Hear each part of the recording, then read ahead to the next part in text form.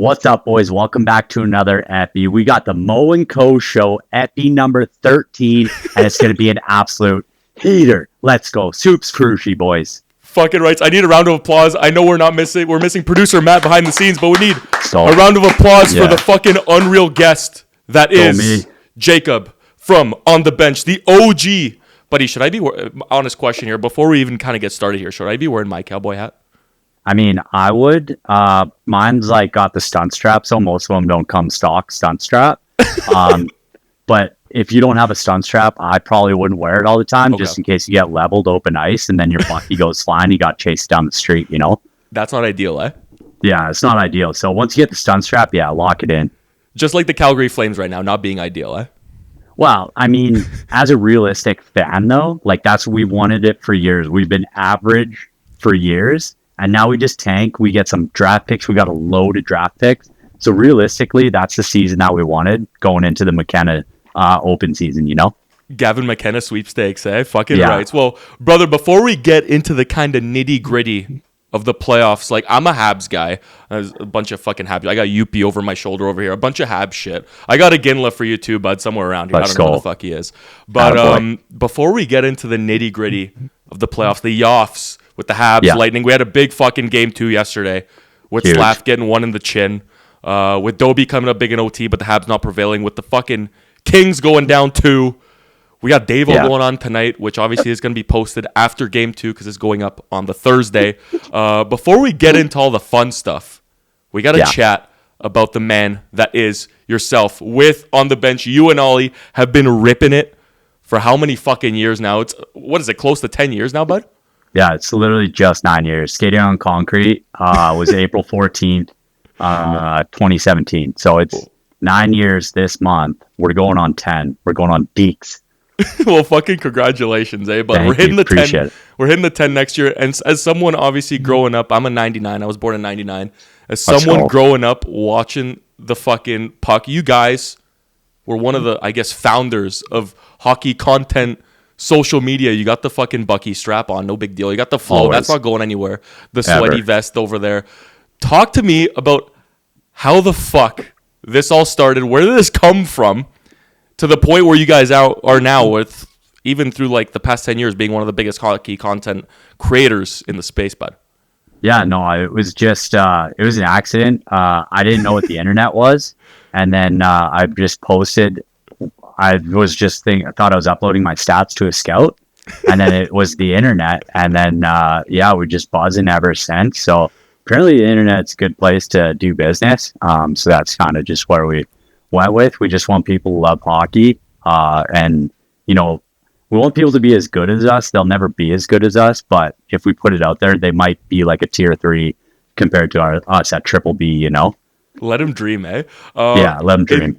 In terms of, like, obviously you guys have had your fair share of knocks, but you boys have never been on the IR. Obviously, you've taken the stick to Fleury to the testes. Yeah. You've obviously got pucks wired at you. What's been the most painful fucking thing you or Ollie have done throughout the years? The toughest one was probably, like, early in the career when we filmed with the Kings. We had Cliffy, Toff, and Carter. Yeah, Carter. Yeah. And I did a flagpole, Sally. You ever seen that? Oh, 100%. Jamming in the ground, right? So I ripped a flagpole, and Carts just slew foots the flagpole. I went straight Dion Phaneuf bow to the cement and just blew it out. It was like leaking through my sweater. That was, for me, the worst. And then Oli scooped a conky from Drew Doughty. He got hip checked. Holy fuck. He landed on his back in the middle of a gymnasium full of kids, and then got a conky. So embarrassing. He got dazed, huh? Yeah, he got straight conky. He was like splitting headache, and then we flew home the next day. That pressure in the cabin was just eating him alive. I was dying laughing though. How long was he on the IR for? No, he didn't miss a beat. We don't miss a beat. Yeah. There's you're either hurt or you're injured. If you're hurt, you can play, and you usually lie about injuries to say you're hurt, right? So we're only ever hurt. We don't get injured. Fucking rights. And dude, Noah Dobson can learn a thing or two about you guys, because buddy, with the Habs need him right now. The Habs fucking need Noah Dobson. But before we get into what's been an insane fucking first round so far in the playoffs, you've obviously met a lot of beauties in the game. We're talking not to pump your tires or anything like that. We're talking Sid, we're talking Bedsy, we're talking Fleury, we're talking fucking Jonesy. Who's been like the biggest beauty? Davo, how am I forgetting Davo? Yeah. Who's been like, pump your tires, I know. Who's been the biggest fucking beauty out there, or like your top 3? Just give me like just a couple of names. So number 1, hands down, no question asked, Brock Besser. He is the biggest beauty in the league, the nicest human in the league, and he's unbelievable at hockey, obviously. So he's by far number 1. Surprising is Davo. Like, why is that surprising though? Because you look at him, right? All his interviews and all that stuff. You think he's just going to be so media trained, so boring, and like just a shell, right? Yeah. But he's not. He's got a wicked good personality. He's a lot of fun to be around, and he gets the humor that we bring to the table. So he just like feeds into it. So for me, that was surprising. I thought he was going to be a bit shelled up. I'm like, oh, these guys are clowns, like make fun of the sport. But no, he's just in it. Like he's a beauty. So Davo for sure, and then Flower. He could easily take number 1, but he's a goalie, and goalies are weird. So he loses a few credibility marks on just the Tendy aspect, but then he brings a bunch back by just being an absolute weapon. Fucking right. And like, correct me if I'm wrong, but I've been following obviously the likes of On the Bench, yourself, and Ollie too for a while. You guys rip dinners and drinks with Brock too, no? Oh yeah, he's like, honestly, he's one of our best friends. And holy fuck, okay. We met him, not even filming. We're just like at the same place, and it was All-Star in Vegas, actually, our awards. So we're going to do awards. We're ripping the red carpet, and Brock Besser's right there. And then we get called over and pushed in front of Brock Besser to sign signatures and made him walk around us. and then he was just a beauty. We just like linked up. We had some drinks together, some cocktails, and then we just stayed friends for a while. We didn't even film together until like 5-6 years into the friendship. So he's just an all-time dude. Well, think about it too. Like a lot of these players, like when they were either drafted or in their like early development, you guys are the forefront of social media. I mean, you guys still are, but for these guys, there's a lot of like there's a big range now. Now, obviously, you got the likes of yourself, we got Coach Chippy, we got Austin, we got so many fucking guys. But growing up, it was just straight on the bench, straight when are they gonna upload their next fucking video? So to you guys are like gods to these fucking guys, right? So it's not a surprise to me, especially Davo. He was definitely eating that shit up, which is fucking awesome. Oh, it was unbelievable, man. Those guys are just so fun to be around, anyways. Even the ones that are duds or haven't seen our stuff, they're still fun. Like they're hockey boys. They live and breathe hockey and drinking beers. It's the best. Fucking right. And we're gonna get to your top 5 beers later on. But before we get into playoffs, again, I know I mentioned Habs, but have there been any Habs on your guys' radar in terms of collaborations or anything like that throughout the years? So we actually filmed with Drouin when he was good. Yeah. And I have a Drouin Montreal jersey. Worst decision of my life, man. But it sucks because he is a great dude. Seems like it, yeah. I just feel like he didn't get the looks that he needed, or maybe I don't know what it was for him. It's the pressure, man. It's the hometown pressure, I think, which sucks because in Tampa he was lights out. Oh, unbelievable! But we filmed with him, and then when we're filming, he like falls, scuffs his knuckles up. And it was like the day before he was signing his contract. No. And so they pulled it because he was bleeding. And it was, I think, 2017 or 2018. It was early. And we're like, okay, we just ended our career by him literally falling. And like we hurt him. So we're cooked now. Get the liability waivers out. Yeah. They just didn't let us post a video. But that's fine. He was unbelievable. He was wicked cool to film with. Good dude. I would love to film with Josh Anderson, though. That guy's a freight train. Holy... You know what? Fuck it. We're getting right into it. We have to. Josh Anderson. Like, when we're talking about fucking impact players in the postseason, we got this Lightning Habs series, which, honestly, off the rip, like, I think this one's a toss-up. I think this one's a coin flip. We had Game 2 happen yesterday in Tampa. Obviously, the first one, we have a Uri show with a Hattie. And then last night, it seemed like it was the Josh Anderson show. Everyone wanted a piece of him. You put fucking Scott Sabrin in to light him up. But Anderson's not dropping to him AHL plug, right? No. Not a chance. So he's running the show in Tampa, but then all of a sudden we get a little bit of scrappiness. Uri thinks he's the big dog, and then Hagel, boom, button to the face. What'd you make of Uri dropping the mitts, and what'd you make of the outcome? I mean, I think it's great. You got a skill guy who is literally willing to do anything in playoffs for the team. That's huge. Even if you catch the loss either in the fight or the game, that's going throughout the locker room, the organization, and the fan base. So you got a guy that rips a hattie, and then he gets clocked, drops a mitts, wears one on the button. He's going to come back so fired up in game 3, and the team is going to be behind him. A guy like that's going to inspire, hopefully Cole Caulfield doesn't do it, but I wouldn't be surprised if we we don't need Cock doing it. Yeah, no. He doesn't need to. No. But if he gets a little bit grittier, gets his nose in the ugly parts, right in the paint, he might rack up a few garbage goals. That could be the moment that they needed to end it in 5, And the thing is, too, obviously I live in Toronto, so there's a lot of these comparables. You think Matthews is doing what Slav did? No. Not a fucking wit, right? You think Nylander, you think Nyes. I don't think... Slavkovsky, everyone has to remember, this kid's 22. He's been in the league for a few couple of years here. I think it's 4 years or something now. This guy's dropping the mitts. He's MVP of the Olympics for Slovakia. Yeah. And now he's showing up big for the Habs. But in terms of Andy, is he the most valuable playoff player right now in the league? I would say yes. Yeah. I would say absolutely yes. He's a difference maker. Of that game 1 penalty, the charge, the 5-minute that got knocked down. What fucking charge is that? Okay. I'm probably I'm on the team that I feel like if Anderson wanted to hurt him, it was game ending. He could have wiped him out for the rest of the playoffs.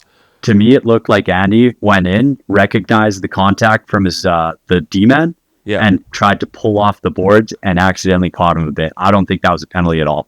But he was fucking coming in smoking hot. That guy was not playing hockey ever again, let alone remembering his name. That looked like a Subion Marshy almost collision right there. That would have been great. I wish he would have actually leaned into it, but he made the smart decision. So what do you make of the 2 minutes there? Because there's been a lot of question marks around the reffing in the series. I think game 1 was just fucking out of control, just bullshit reffing left and right center. I think game 2, they kind of let the players dictate, which I didn't mind. There were a couple of calls missed on both sides, but I think it was pretty even. What'd you make of Andy only getting 2?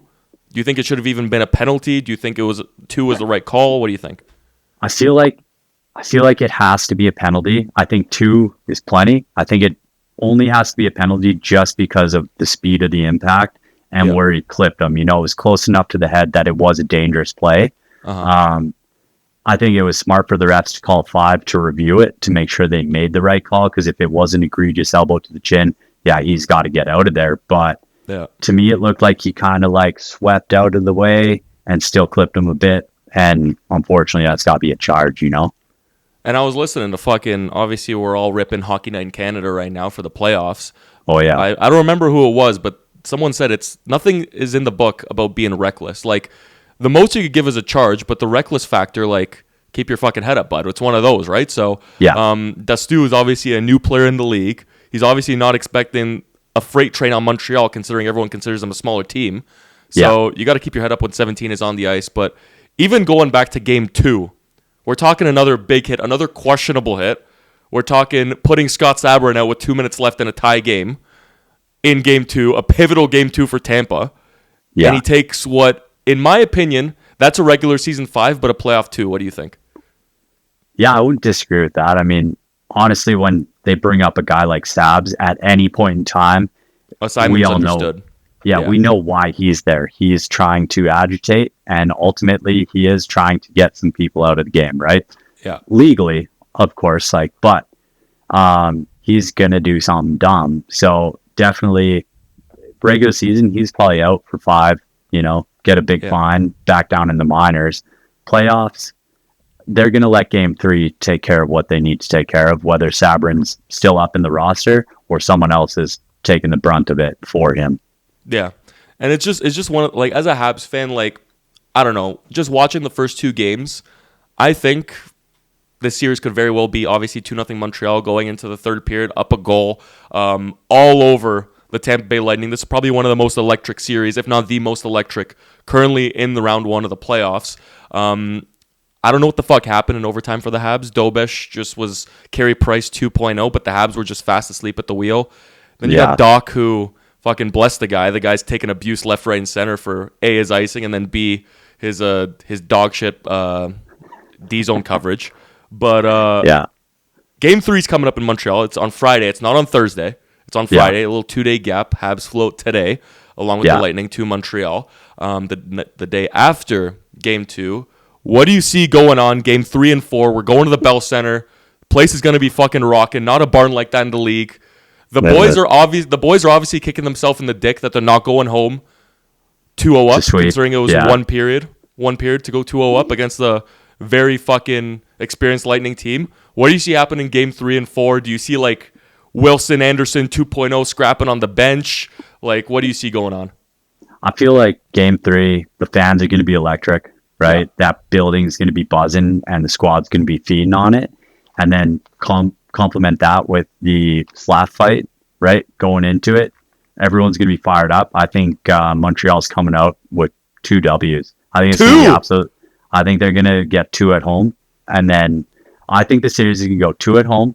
Fucking right. Losing Tampa and finish it in 6. I think that's what it's going to be. Yeah. Calling 6. And they're just too exciting. Yeah.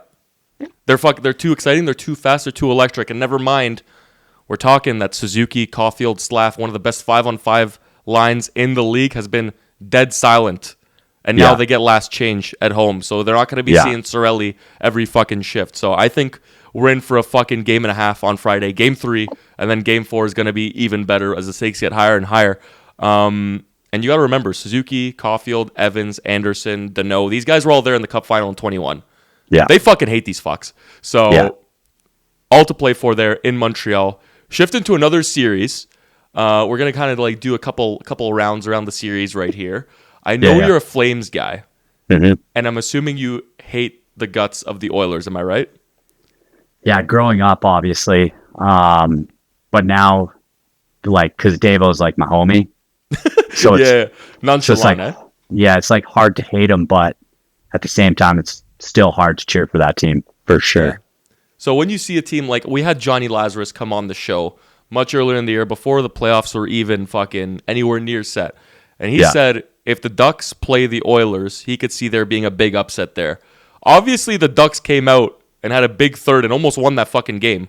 Almost stole that Game 1 in Edmonton. What do you see happening the rest of the way? Do you see this being an easy roll in 5-4, 5-6 for the Oil, or do you see this being a greasy one? It's going to be a grind, and like Anaheim's got Dostal in net, who was lights out, right, in the Olympics. I don't think it's going to be a cakewalk, and I'm not even confident that Oilers are going to make it out of the first round just based on their back end, you know? Like, Ingram has to prove everything right now. He needs to, this is his time to shine, and this is also his time to lose it all. So that's really what it comes down to, I think, is Ingram, if he's healthy, because I don't think Jari can do it. There's no fallback plan, And it's not like you can trade back for Skinner fucking with the Pens, the shit show they are too. So just getting ripped, just getting straight dogged by the Flyers, Just getting bullied by a TikToker. Legit by fucking Trevor Zeegs. But just staying on the topic of the Oilers, if they make it through, let's say they make it through the pesky Ducks over there, and they're looking like it's gonna be Vegas or Utah, obviously in round 2. What do you make of that? Do you see this being a potential 3-peat year for the finals for the Oilers, or is this just one of those like in and out years where they really need to take a look at themselves in the mirror in the offseason? I would say if they get Utah, they could make it to conference finals. If they get Vegas is bigger, they're meaner, and I don't think Edmonton has the pushback to deal with that. But Utah being smaller, like younger guys, they might be able to bully their own way through to a conference final. It's gonna, like, that matchup, I just don't see them getting to the finals again, you know? And if they do and they lose, like, I don't think they're strong enough to win a cup this year. How long does McDavid stay for, you know? He gave them a courtesy. I feel like they're going to walk, you know? Yeah, and fuck, what happens with Leon then too? It's like a chain reaction effect. But I mean, we said this, like, even I was on the whole thing. Like, every time there was been a playoff bracket, I've always picked LA in the first round against the Oilers, because I'm like, surely this year they got to do it. Surely this year they got to do it. And somehow the Oilers always find their fucking way to the final. It's possible again they do it this year, because obviously when Davo was possessed, we saw him possessed when Dry was not in the lineup. Yeah. We saw what he could do to these other fucking teams. So now that Draisaitl's back in buzz, and Hyman seems like a force to be reckoned with, hitting everything that moves. So we'll see what happens. As long as Ingram can stay grounded, then it looks like the Oilers can have it. But if not, rough stuff. Yeah, I think it's on the goaltending at this point, you know? Yeah. And then I guess moving on, we're kind of like making our rounds throughout the fucking the playoff teams here.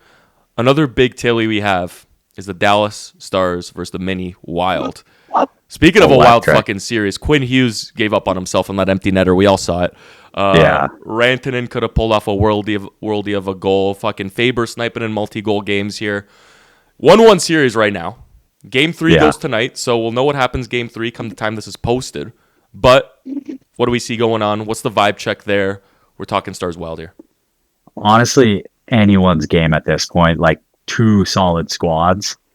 My eggs are in Minnesota's basket for this playoff. Honestly, I like what Billy G's done with that team. You got Faber, you got who's that other young kid? I'm drawing a blank right now. Which one? Boldy? Boldy. Yeah, he's nasty. Kirill, obviously, but their goaltending might be the best goaltending in the league right now. They're unbelievable. In terms of the Stars, obviously we saw what happened last year with Pete DeBoer ripping on Ottinger. Yeah. Ottinger's come up big in this fucking Game 2 over here as well, but he had a lights-out save on Boldy with the mitt. Do you think that's a tendy? I mean, obviously you're saying Minnesota Wild are legit, but do you think that's a tendy capable of stealing a series, or it's just one of those where it's just like... Hands down, Otter could steal the show without a doubt. And then they got a lot more depth too. I think with Ben and Sagan and those boys. Yeah. Dallas is deep. They've been there. They know how to react after 4 or 5 games in a series and move on and stay fresh, right? But Otter, if he turns that light switch on, they might not score a single goal for the rest of the series. You know, I think Otter is that good. In the season, Minnesota, like Wallstat, he's been lights out. He's proven it. He's done it. And they got a good defensive core to stop the pucks getting to him before he has to make a save. So it's either Ottinger fucking turns the light switch on or he's hung like a light switch. We're going to find out which one. Yeah. But in terms of Billy G, you mentioned it, but he has 5-ton testes with going out there and grabbing Quinn Hughes, going out there and grabbing all these depth pieces for the Wild. You know, fun fact, this has been rumored a lot in Toronto. They have a good $14-15 million in cap space. There's been rumors. I'm not saying it's going to happen. There's been rumors of Billy G with Team USA kind of swindling Matthews, potentially getting him over to Mini. If Matthews did go somewhere, just a little break from playoff action here, where would you... Because I don't think Poppy's staying the rest of his career in Toronto. He can't. He straight up can't. I mean, honestly, Minnesota would be a great spot for him because there's zero pressure. Like the city, so we were actually supposed to, last year when they were in playoffs, we were supposed to go work with them. We were in Minnesota during round 1, and we met with the president or VP or something, and he's like, we're like, yeah, we're down, but whatever you need, we're in town. If you want to do something, like, it's all good, just let us know. They're like, nah, we're going to save that. We're going to just do a little bit more round 2, a little bit more round 3, and then we'll do a big party. And so they, like, kind of bet on themselves to, like, they don't party too soon, you know what I mean? Yeah. So there's no pressure. Like, if he went there, I don't hate that fit for Matthews. I think he'd be a lot more effective down there. I don't know. I just see the whole thing about Matthews. It's like you just see him as such a guy that's so destined for the South. You know what I mean? Like, yeah, he's obviously born and raised in Arizona. Like, I see a path where it's like he goes to Utah, fucks off to Utah for a couple of years, and then boom, Arizona comes out expanding again, and then boom, he goes to his hometown team. Yeah, I see that being an avenue. But then again, I'm just speaking out of my ass. It's all speculation, right? So but not to leave his whole career. No, definitely not leave his whole career. I think his days are numbered. in that organization, you know? I agree. Him and fucking Nylander too. Yeah. But moving on, back to the offs. We have Boston. We have Buffalo. We have, other than the Tampa fucking Montreal series, I think everyone thinks that Boston Buffalo is going to be the biggest series in terms of physicality. Yeah. They're a close second for sure, because you're not going to beat that fucking Habs Lightning series. But 1-1 series right now, obviously UPL had that shitter bounce off him on the second goal there last night. Just absolutely draining all fucking confidence out of you. They lose 4-2. The Sabres do. Can you have Josh Allen show up in that building ever again? I mean, what a question, eh? Yeah. Off the dome. I don't think you do. I think you go with like Darlene said it best as they were making their push for the playoffs. What's the chemistry like? We just drink beers together. So I wouldn't be surprised to just go out, have a couple pints, talk about, you know, the better sides of hockey, and they come out blazing, you know. They're just I laugh it off, you know. That seems like what Buffalo's going to do this year, you know. Laugh it off. Yeah, I mean, there was a good little line brawl there yesterday. Obviously, the thing is, Boston got what they wanted. It's a 1-1 series. They took the split. They're going back to the Garden. Yeah. People say you're not in trouble in a playoff series until you lose a game at home. Are the Sabres in trouble? I mean, at this point, I don't think so, honestly, because they've been out for so long. They had their fans booing them in game one already. Like, they've already reached peak adversity in this playoffs as far as, like... That's a good point, you know what I mean? So they don't care. They already heard the boos. They know their fans will flip on a dime. So they don't care. They're just playing hockey. They're like, yeah, we don't have to golf yet because it's still snowing in Buffalo. Yeah. So let's go. Let's play a little bit more hockey. Why not? They're treating it like beer leagues, I think. You see the things outside the stadium where they're tackling those fucking... those boxing dummies or whatever they're called? Yeah, electric. So good. Have you ever tried or had a beer saber? No, I haven't had one. Actually, Calgary this year, there was one bar that did like beer sticks. It's like a hockey stick. Same idea, just, you know, I didn't even try that because I feel like you don't get as much beer, you know? How much do those go for over there? $40? I think they're, like just a regular pint at a game is $14. It's insane. That's not bad, dude. Over here in Toronto, you're looking at 20, 25 for a tall boy. We get gypped over here. Yeah, I'm not trying to go there for a bevy, you know what I mean? I mean, even if you want to come for the puck, you're gonna hear yourself fucking thinking over there with the fucking suits making it the pin yacht club. Over there. The yacht club, yeah. Have you ever been to a Leafs game? Yeah, we went twice. The first game that we went, I can't remember what game it was, but Morgan Riley, he like bobbled the puck. You can literally see it hit something on the ice and flip over his stick. And then the fans just booed him. I was like, yeah, it's Toronto. They didn't even lose. There's no need for it. And what was the energy in that building? It was just dead. You know, the higher you went up, though, the more fun it got. But it's the electric lower you were, dude, it was so quiet down low. We're like, this isn't even a hockey game. Like, when's Ted Talk going to end this, you know? Yeah. It was tough. And what about the other time, or was that more of the same? Yeah, the second time was like very not memorable. I don't even remember who they played, what happened in that game. It was just that, you know? Right. Yeah, and when the fucking Habs come into that building, it's fucking half, right? So that's when the barn gets a little bit electric. Yeah. When the other passionate fan bases, the Bruins, the Habs, the Oilers. I know there's a big Oilers following because of Davo now. That building gets going at those times, but otherwise, it's a fucking shit show.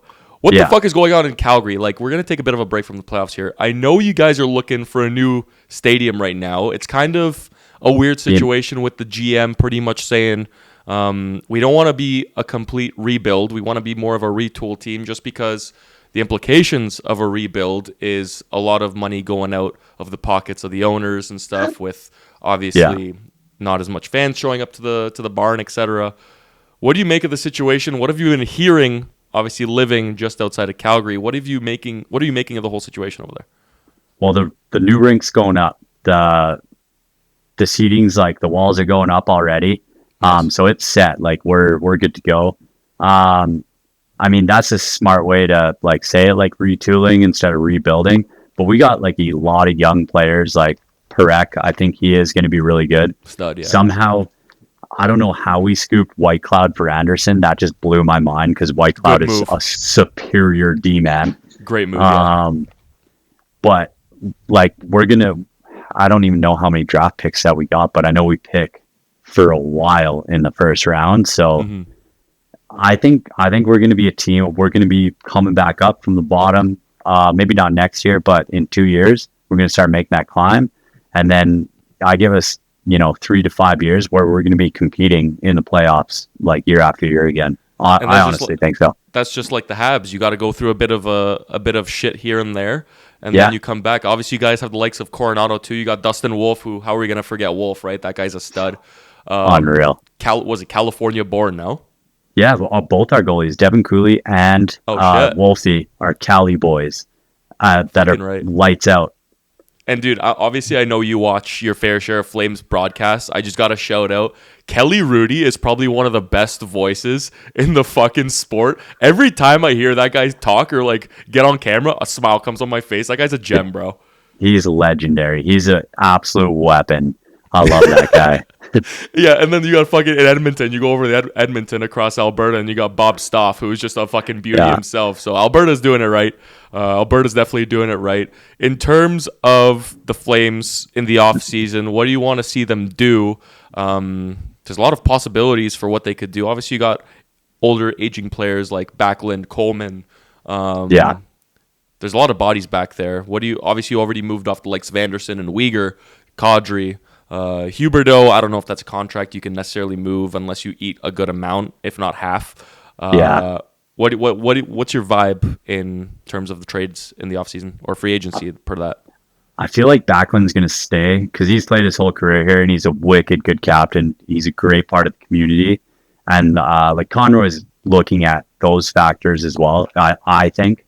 So I feel like Backlund plays the rest of his career here as a depth guy and just, one of those great leaders that helps grow the kids, and helps them prosper. Huberdeau, that's a tough contract to dish, but he's not been a bad player after the first year he came here. Like that first year, it wasn't who we signed up for. Exactly. And then after that, he figured it out. He's coming along. I've been pretty stoked on the way that he's played. Mm-hmm. Coleman, I feel like you got to dish him while you can still get something for him. Yeah. And we got Lombo.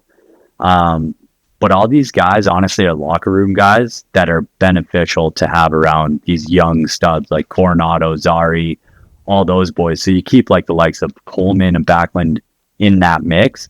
I feel like they're going to keep that energy high because they're still the fun old boys of hockey. They're not duds. So they'll go out, show them a good time, make sure they're staying loose, and then refocus and reset and play good hockey.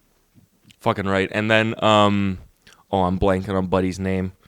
Fuck me, what was Buddy's name? I'm blanking on his name, but Huberdeau. In terms of Huberdeau, even if you dish him to, let's say, a better team and you eat some of his salary, it's not like you're dumping shit into your first line, second line. If he plays with good players, we've seen him with Barkov, he can give you some good point totals. So don't shit on Huberdeau until you try it, especially when you're not playing him with a bunch of studs over in Calgary. So that could be a nice little gateway out for him, but you got to convince someone to eat that salary like the Leafs have to convince someone to eat Morgan Riley's dough. Anyway, moving on. We got to talk about, obviously, you're a Calgary guy. You've probably been in the mix with the Stampede a fair number of times in your lifetime. We're going to talk about beers. We talked about the fucking hockey stick beers. We do this thing in our show every week when we have a guest on, asking them their top 5 beers. We've had Hockey Illuminati glaze the Leafs in his top 5 beers, talking about the playoffs and how they're always going to go far, and the playoff beers are the best beers, even though he's barely had any. Then we got fucking Tom Stewart, who's big on golf, who loves the golf beers. Infamous for that 4th beer kind of tag. We want to hear your top 5 beers. Now, we're not talking about beer brands. We're talking about situational beers. Situational, Jacob from On the Bench, we need to hear what your top 5 situational beers are. Okay, we'll go backwards. We'll save the best for last. So my number 5 beer would be just after a long work day, just filming, grinding. You sit back on the couch, you crack that cold one, and just everything goes away. I'll put that in number 5. Solid 5. Number 4, I'll give airport beer anytime. That's huge. Because those come in clutch, right? And as soon as you're in the airport, you're like, okay, like I don't have to drive. Like I can just unwind. I can just follow the lines, get to the gate, and I'm all good. So I love a good airport beer. Obviously, the lines to the PJ, right? Yeah, lines to PJs, obviously. Yeah. Yeah. You would get it. No, I have no idea. Hopefully, one day I'll follow in your footsteps, bud. But when there's turbulence, do you throw the strap on too, or what? No, I honestly love turbulence. I find it very calming, which is like probably psychopath behavior. But I'll literally fall asleep, we'll hit it, and I'll just be like, yeah, that's nice. And I'll just doze off. It reminds you of your good old days when you got your scraps, eh? Yeah, exactly. It's just like getting tossed around, getting beat up again. A little bit of Slavkovsky 2.0 action over there. All right, sometimes you just got to wear one. Sometimes you just got to take it on the chin, get back up, and score a hattie. Anyways, number 3, brother. Number 3, that's going to be like an event beer, like so Ooh. at a Flames game or, at like any of the cool events that we get to, you're just chilling, you're having a beer with a couple like legends and stuff like that. I'm going to give that one event beer. Very broad, but always hit the same. Very broad, but very important. Exactly. Very important to have. Number 2, I'm going to say champion. I'll save that. Yeah, no, I'm going to go championship beer. Regardless if it's beer leagues, a golf tourney, I'm going to say that championship beer, it's the best. And my all-time number one. Before we get to the number 1 slot, just for the people out there, when you do have that championship beer, that event beer, what's the go-to beer of choice? Like in Toronto, we got a lot of Irish fucks here. I'm big on Guinness. We pour a very good fucking Guinness here, but I don't mind going with like the Kona Big Wave, which is a big popular one in the U.S. Yeah. Sometimes I like my fruity beers like the Mango Cart, but I'm not afraid to go with a little bit of Pilsner Urquell and get my Euro side going too. So I'm a pretty diverse man in my beers. I don't mind an amber too, but what's your like go-to? Honestly, it's situational and seasonal. I'm a big lager guy. Nice. But an all-time classic you can't go wrong with, I would probably say PBR. Just very blue collar. Just a good ice-cold lager, PBR, down the hatch. It's affordable, so you crank 48 of them. PBR you just can't go wrong with, PBR, dude, when you have those ice-cold, those will go down as good as any other fucking beer out there. They're like juice. But as soon as you have them somewhat piss warm, they're fucking cooked. Yeah, that's for shotgunning. You just shotgun the warm ones. Yeah, that's just a cold shot 2.0. Yeah, but down the hatch. Down the hatch. Top spot. This is a big fucking beer here. This is arguably the most important beer. Let me know. Yes. Shower beers. Oh yeah. Post game shower beers. Let's go. Fucking right. Doesn't compete. Are those PBR too? No, absolutely. Or could be a Busch Light. Ooh. Have you ever had... Okay, so this is big in the U.S. I've never had it. Have you ever had a Natty Light? I have had a couple Natty Lights. What's that like? Is that just an equivalent? Yeah, exactly what you think it's going to be like. It's affordable. So if you're going to a frat party, you can take those in there, If you're going somewhere where blue collar guys swing, Natty Lights. Fucking right. Good one, yeah. And obviously I'm assuming you've been to the Stampede, no? Oh, yeah. Yeah, too many times. So I need something on the Stampede. I've been wanting to go for a few years now, but it always intersects with my summer events with Sports Illustrated, whether it's the Mo Cup or whether it's other stuff I do. So I've never had a chance to get over there, but I really want to do that, whether it's this year or in the coming years. What's the vibe there? Walk me through some stories you got from the Stampede, like if you remember anything. Yeah. But if the Bucky's on, then you should not be conkied where you could remember shit. Yeah, Stampede is either it can be as chill as you want it to be or as wild as you want it to be. It can be Las Vegas or Milwaukee. Like you can have everything or nothing. It's got some of the best food. There's tents everywhere. It's 10 days. Everyone's down to party. So you can find a party, you can find a big party, you can find a small party, you can party on the grounds, you can party at the rodeo. You can go to live concerts. Like, it's just go, go, go.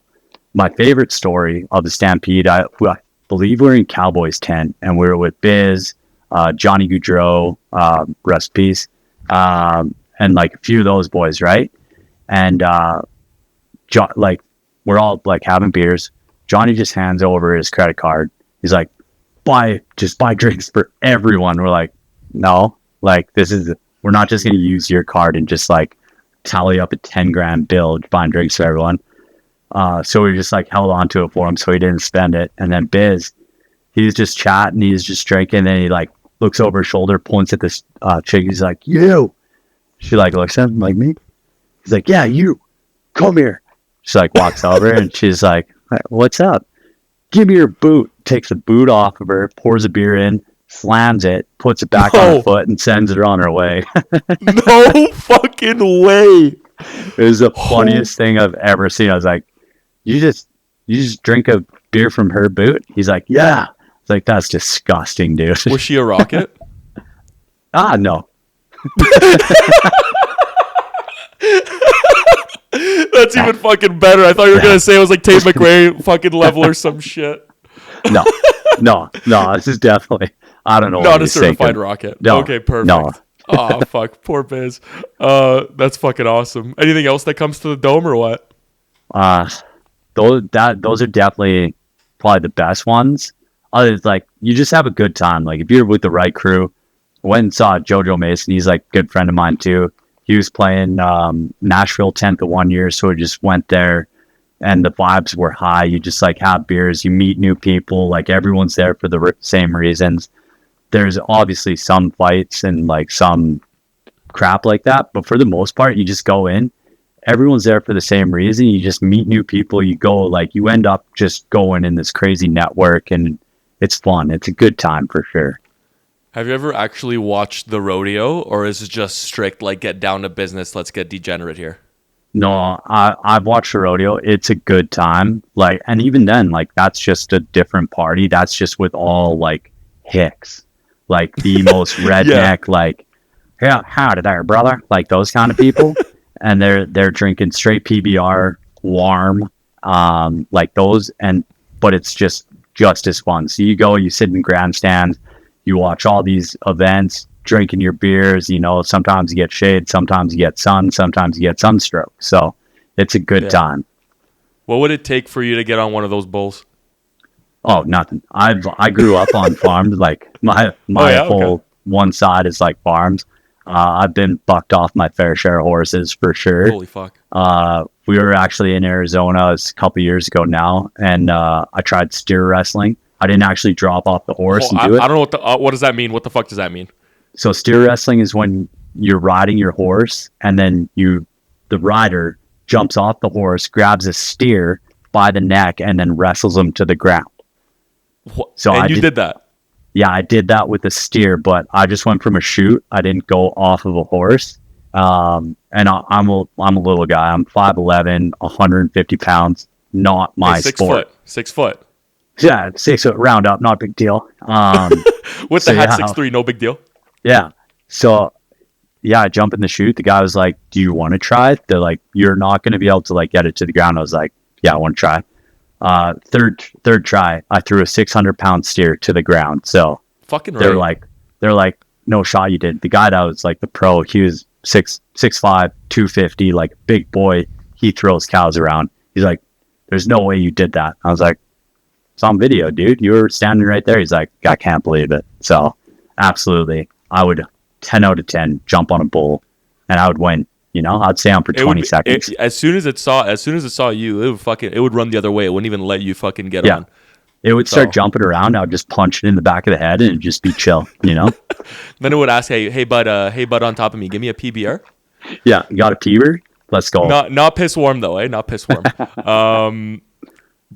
In terms of the Stampede, yeah, I gotta get the fuck over there. But even circling back to the playoffs, we have, I guess some would call it more of the less, I guess, eye-catching series that we just want to quickly kind of glance over here. I know I say that because when you have the likes of Boston versus Buffalo, you have the Dallas fucking Wild series, you have the fucking Habs and Lightning, which we can't talk enough about. There's still all the other series going on too. This one, like the Avs and the Kings, it's 2-0, but Yeah. the Kings could have easily won either of those fucking games. You have an overtime game, and you have a game where the Kings hung with them the whole way, and then they obviously don't get the job done. That's obviously because of the lack of scoring prowess, even with Panarin on the Kings. Is this a sweep season going back to LA? This one might be a sweep, but LA is not going to go away, you know. And I love what Kempe is doing. He's getting gritty. He started game one off face washing McKinnon, and he's supposed to be a skill guy. So I love seeing that. Their best bet is to agitate and pull Colorado into a bunch of penalties because I think they only win if they're on the power play. Yeah, but dude, Colorado is just too good. Like, how do you beat them as an LA team? Correct me if I'm wrong though. Like, obviously they were on that insane run to start the year. The Avs were looking at beating the record for most points in a regular season, but towards the tail end and even on these first two games, they're getting the job done. But I don't know. They don't seem as convincing to me now as they once did. No, I agree with that for sure. I feel like that's going to come more into play in like round 2 and 3 once it's getting grittier. Guys are getting beat up. They might not have that grit to keep going. As for the LA Kings series, like I don't think LA Kings are going to really beat up on them too bad that they're going to like shy away from it. They'll just, grease out the ugly ones like they've been doing and make it work. Mm-hmm. And then the second series, I think that's going to be a lot tougher. They're going to have to battle a lot of adversity in that one. Mm-hmm. And then the other matchup in the West, obviously, we have the Mammoth versus the Knights. We obviously precluded kind of what would happen if the Oilers matched up against those teams. But in that series alone, 1-1 Logan Cooley, 3-2 the other night. What are your thoughts? What are your vibes on that series? Like, is that one where the youth of the Mammoth can take them past them, or is it just one of those where experience is going to get it done for the Knights? I feel like the youth could. They're very highly skilled kids, and who does Vegas even have skill wise to compete with that? You got Eichel and Marner, who Marner obviously has had a dip, but Eichel is a dog. Barbashev scored a crazy goal yesterday. Yeah.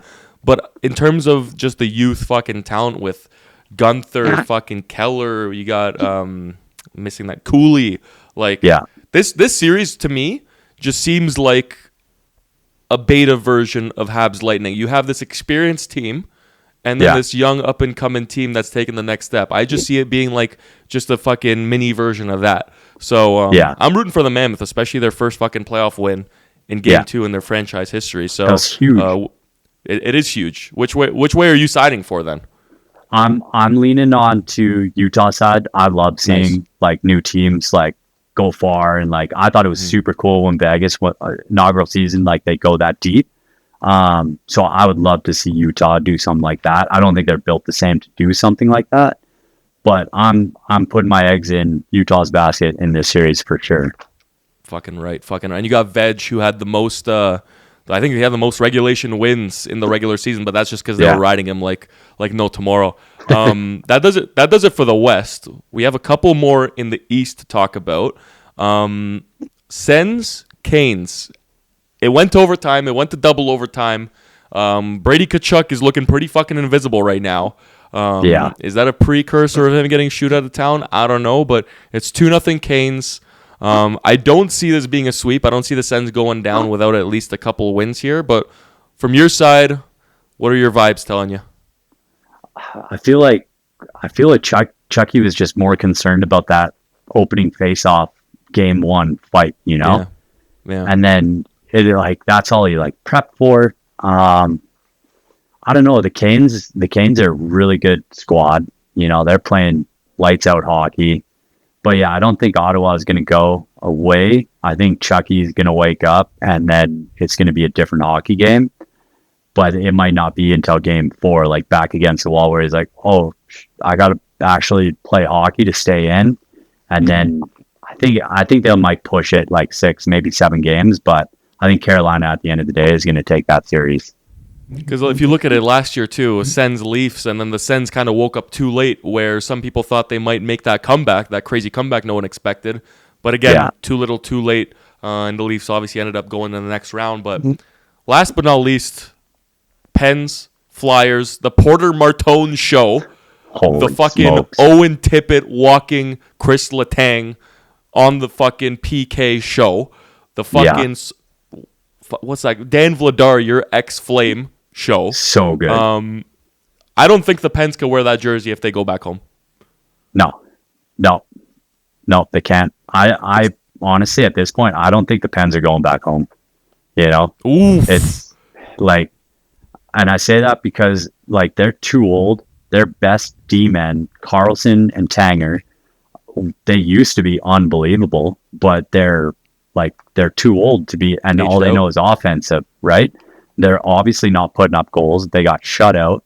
Skinner is your goalie that got ran out of Edmonton, and now it's like you can't even blame Stu because like he's honestly played pretty fucking decent. It's just the team. Like I watched both, like biggest waste of time ever, but I watched both of those games, and we got Game 3 going on tonight in Philly, and you're just watching these fucking games, and you're like, there's just no juice for the Pens who just made this miraculous run to get them to the postseason. Obviously, the miraculous run being the whole season, just because they never really fell off. But then you got the momentum of the Flyers that they kind of were up, and then they were down, and then into the postseason, they just went on this tear to get them in. But as you said earlier, TikTok hockey. So you're saying Flyers in 4? I honestly think Flyers in 4. And one thing I will say about the goalies is like when you're playing playoff hockey, Skinner has to make a few of those saves that you wouldn't in the regular season to carry forward. This is when Braden Holtby won the Stanley Cup, he wasn't supposed to, but he just turned it on. He made the saves and turned the trajectory of a series around. Skinner's not doing that. We haven't seen Skinner do that when he was in Edmonton, and he's not doing it now in Pittsburgh. So, like, he is getting hung out, but a good goalie, like a playoff contender, Vasilevsky, Jake Ottinger, Wallstat, they're making those saves when they need them to keep it 1-0 or 2-0, give their chance, to only have to score 2 goals to stay in it. So I think it's going to be a sweep for Philly. Fucking right. Yeah, that's no Battle of Pennsylvania right there. That's a cakewalk is what it is. Yeah. In terms of playoff performers, we're going to leave it with this, and then we'll get you on your way. We'll get that Bucky unstrapped. We'll let the fucking flow breathe a bit. But I want to do this thing where it's a top 3 list of playoff performers and MVP so far in the playoffs. And I want to kind of do this with you. I obviously have a list of 3 names, but I kind of want to go through it with you and see who your top 3 performers are as well. So we'll kind of like agree. It's not really a blind ranking, just more so of a ranking per se. Okay. So we'll start from 1. We'll start from the top, then we'll go 2 and 3, just because we obviously want to start at the cream of the crop, the top of the barrel over there. Yeah. When I tell you playoff MVP, who comes to mind at number 1? Number 1, I would give it to Josh Anderson, the way that he's been playing. So far, right. You can't deny, like, he is skilled, but he's tenacious and he's ferocious, and I love that in a hockey player. So I give Josh Anderson the top spot all day long. And obviously when we would talk regular season or like trade deadline, you would never ever fucking say Josh Anderson is worth a boatload. No. But seeing how he's playing right now, what would a team actually be willing to give up to get a player like Josh? I feel like in the playoffs, like Vegas, like someone like Vegas, just like they got Marner, right? But he typically disappears in playoffs. Yeah. That's who you offload a bunch of guys for, just for that playoff run, Mm-hmm. Like you could get rid of like a bunch of depth, older boys that are still good, like Theodore, that kind of stuff, Rasmus Anderson. Get rid of those boys and bring in a Josh Anderson, who's still young enough, but he will literally run through a wall for you. And that's huge to any team, And being over $5 million as a cap hit, do you think it's insane for a team to trade a first and a prospect for Josh, a contending team? No, I don't think so. If you want to win, me neither. Yeah. Okay. I just want to make sure we're aligned here. Yeah. Yeah. I mean, because you look at fucking Sam Bennett and you look at Brandon Hagel. These guys obviously came. Tanner Jeannot got like what, a first, a second, a third, a fourth, and a fifth, or whatever the fuck, like all of them. So I agree there. Yeah, if you want to win now, you got to get rid of the future. Like, you have to think now. If you're building for the future, then no, you're going to keep your picks.